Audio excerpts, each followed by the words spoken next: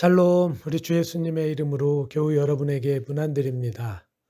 오늘 저희 교회는 그리스도인을 숨막히게 하는 용서라는 제목으로 출애굽기 14장 19절에서 31절, 시편 114편, 로마서 14장 1절에서 12절, 마태복음 18장 21절에서 35절에 있는 말씀으로 은혜를 나누었습니다.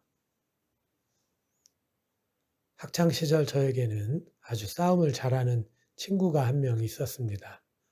그렇다고 해서 매번 싸움만 하는 그런 친구는 아니었는데요. 어쩌다가 제가 그 친구와 아주 가까운 사이가 되었습니다. 사실 저는 어려서부터 그렇게 튼튼한 체질은 아니었는데 그러다 보니 남들 앞에서 어깨에 힘을 주고 다니지는 못했습니다. 아주 평범한 학생이었던 거죠.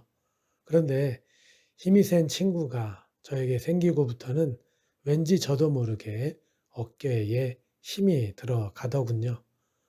힘이 센 친구 때문에 어깨에 힘을 주던 학창 시절의 이야기를 잠시 꺼냈는데요.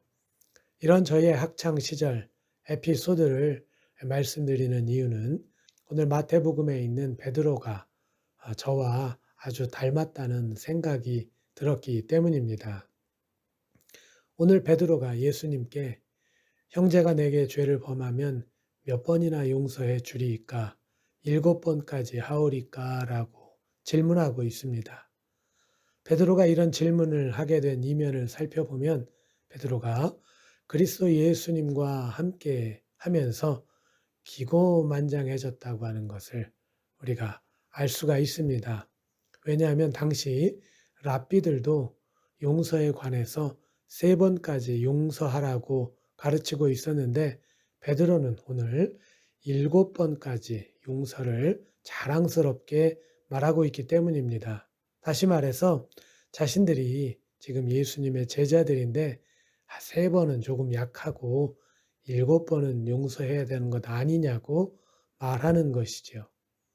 베드로의 이런 기고만장함이 여러분 조금 느껴지시나요?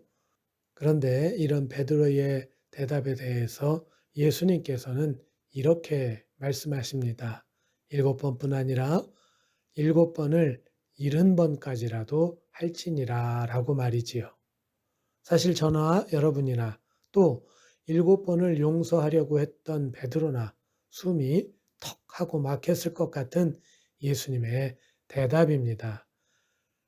7번에 70번까지 용서하라니 도대체 이 무슨 말도 안 되는 말씀을 하시는 것인가? 대체로 사람들의 관계에서 우리가 사람을 용서할 수 있다면 용서할 수 있는 상황과 또 관계일 것입니다. 그런데 이런 범주를 벗어난다고 하면 사실 용서란 거의 불가능에 가깝습니다. 철천지 원수를 용서하는 일들은 나 말고 다른 사람이나 했으면, 그랬으면 좋겠다 우리가 생각하기 때문이죠. 그런데 성경을 보면 참 답답해집니다. 왜 그렇습니까? 용서하라는 말이 예수님의 말씀이기 때문입니다. 그래서 오늘 우리들은 이와 관련한 이야기를 나누려고 합니다. 사실 우리는 오늘 말씀을 통해 7번에 70번을 곱한 490번을 그래서 형제를 용서할 때는 끝까지 용서하라는 메시지로서 이해합니다. 용서가 얼마나 숭고한 것인지를 드러내는 메시지이죠. 하지만 용서할 수 없는 대상이 있는 분들에게는 오늘의 이 말씀이 너무나 부담스럽고 어렵습니다. 도저히 그분들은 원수를 용서할 자신이 없기 때문입니다. 자신의 원수들이 뻔뻔하게 돌아다니는 것을 눈두고 봐줄 수가 없기 때문입니다. 그럼에도 주님의 말씀이시니 거역하자니 죄송스럽고 그렇다고 용서하자니 속에서 천불이 나고 참으로 답답합니다. 그런데 모든 사람이 우리들 같지 않고 원수도 사랑한 사람도 있었다고 그런 이야기를 우리가 듣게 됩니다. 대표적으로 사랑의 원자탄 손양원 목사님 같은 분입니다. 자신의 사랑하는 두 아들을 죽인 사람을 용서한 것은 물론이거니와 자신의 양자로까지 받아들이셨다고 하니 우리들의 원수는 세 발의 피입니다. 영락없이 우리들도 용서해야 할 것 같습니다. 원수를 용서하지 않고는 신앙생활을 할 수도 없을 것 같습니다. 또 성경에 다윗은 자신을 죽이려고 안달하던 사울 왕을 두 번이나 살려주었다고 합니다. 하나님께서 친히 기름을 부어 왕으로 세운 사람을 죽일 수 없었다는 것인데 믿음이 연약한 우리들에겐 너무 어려운 이야기입니다. 그리고 이러한 어려운 우리 마음에 결정타를 날리는 말씀이 오늘 본문에 있습니다.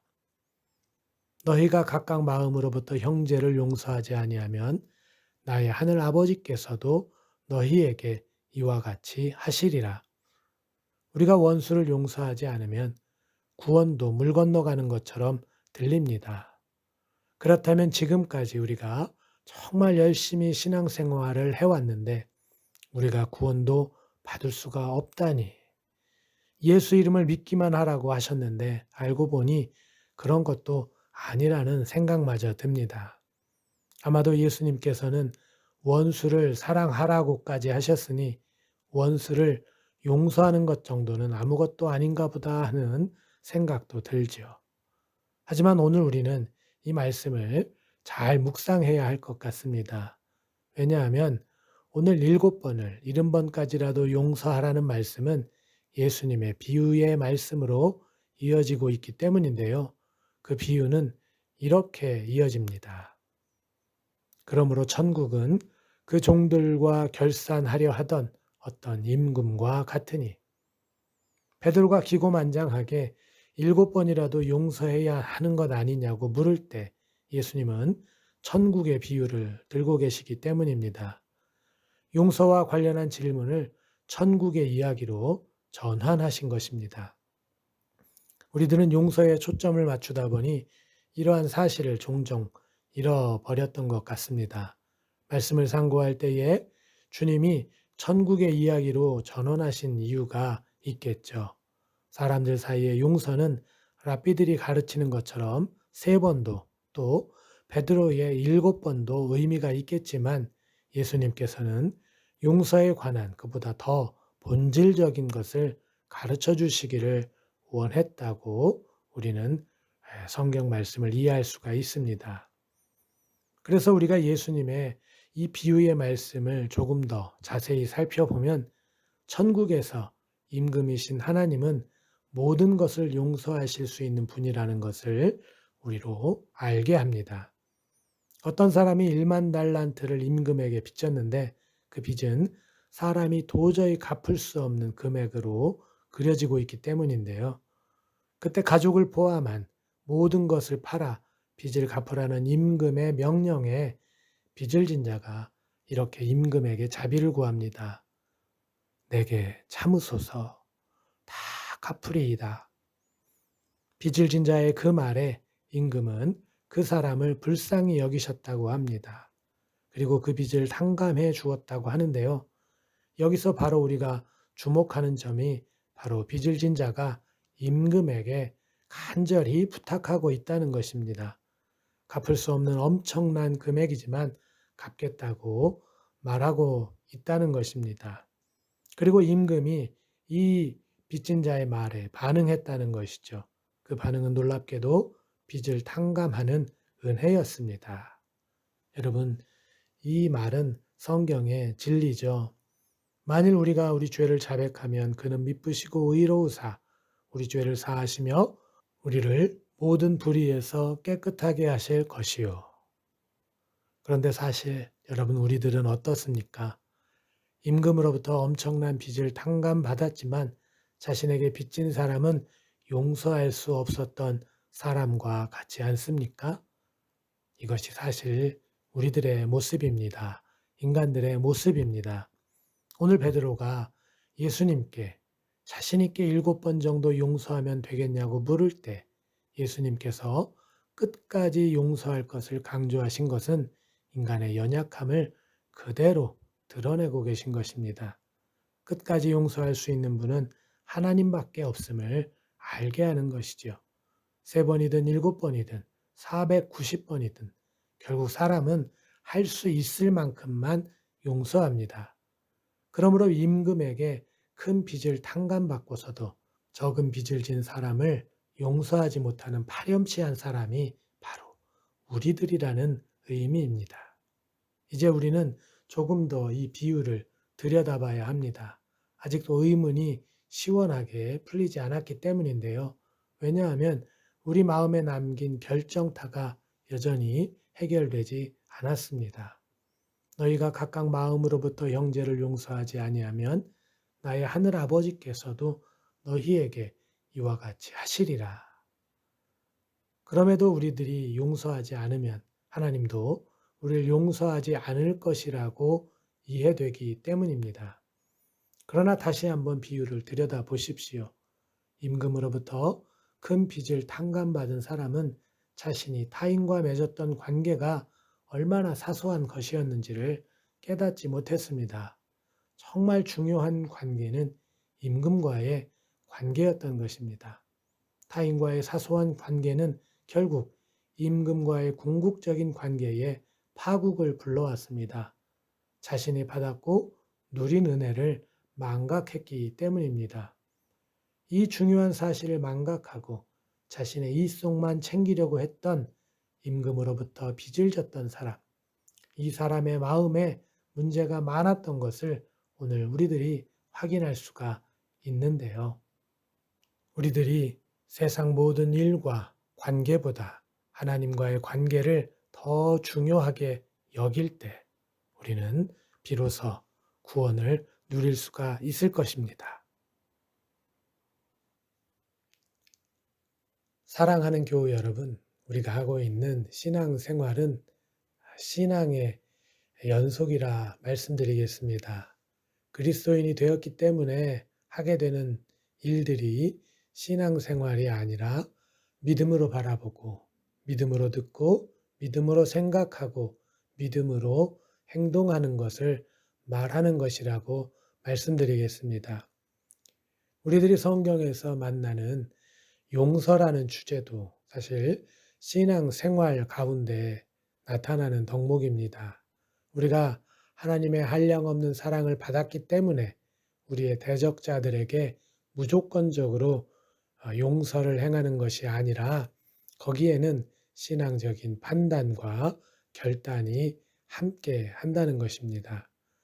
우리 하나님은 사랑의 하나님이십니다. 인류의 역사에 있어서 인간의 패역함을 두 눈으로 모두 목격하신 분이 바로 우리의 하나님입니다. 그럼에도 우리 하나님은 인간을 사랑하셨습니다. 그들을 구원하려고 하셨습니다. 그럼에도 하나님은 사람들에게 외면받고 배척당했습니다. 그때 하나님께서는 인간들을 심판하시기도 하셨고 또 결국에 최후의 심판도 하실 것입니다. 여러분 왜 그럴까요? 하나님께서 사람들을 불쌍히 여기지 않으셨기 때문일까요?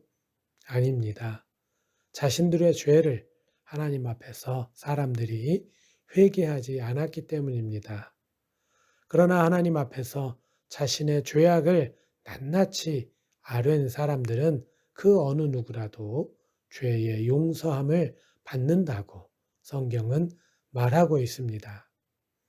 오늘 본문에서 베드로는 형제를 7번 용서할 수 있는 것처럼 말합니다.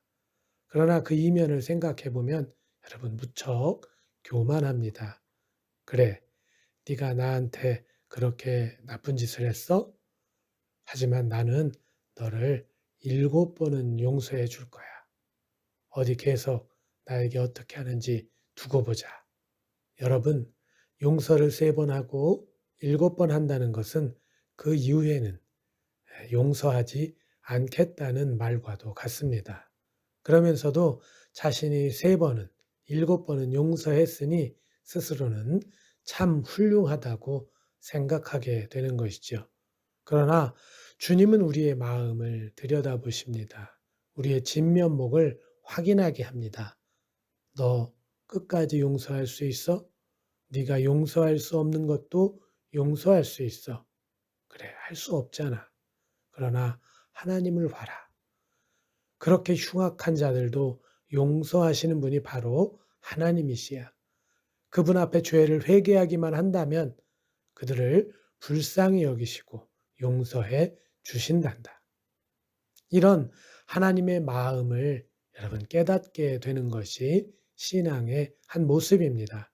이런 하나님의 마음을 잊어버리지 않는 것이 또한 신앙생활의 한 내용이고요. 그래서 우리는 믿음으로 바라보게 되고 믿음으로 듣게 되고 믿음으로 생각하고 믿음으로 행동하게 되는 것입니다. 누군가를 용서하는 것에도 여러분 절차라는 것이 있습니다. 그저 오늘 본문 말씀에 의지해서 무조건적으로 용서하는 것이 아니기 때문입니다.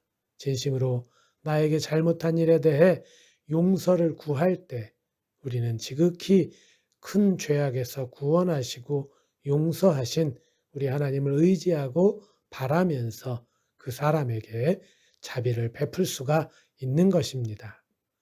하나님의 마음을 깨달은 자는, 즉 신앙에 눈뜬 사람들은 진실로 용서를 구하는 사람을 외면할 수가 없기 때문입니다. 사랑하는 교우 여러분, 오늘 7번을 70번까지라도 용서하라는 주님의 말씀을 묵상했습니다. 그저 해야 하는 용서가 아니라 신앙의 눈으로 바라보고 그래서 믿음으로 용서할 수 있는 은혜가 우리 모두에게 있으시기를 예수님의 이름으로 축원드립니다. 할렐루야.